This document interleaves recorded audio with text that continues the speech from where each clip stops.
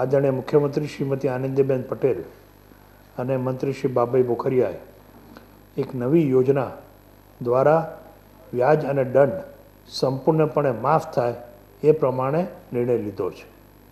સિંચાઈ દર વ્યાજ માફી યોજના 2015ની જાહેરાત કરી છે.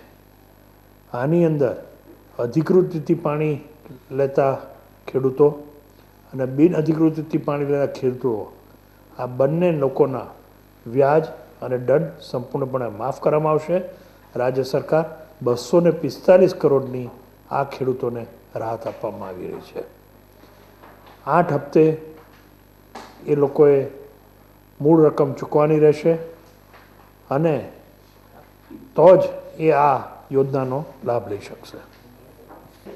ખેડૂતોએ માત્ર ને માત્ર મૂળ રકમ ચૂકવવાની રહેશે. વ્યાજ અને દંડ બંને માફ થશે અને 8 હપ્તાની અંદર આ પૈસા ચૂકવવાના રહેશે.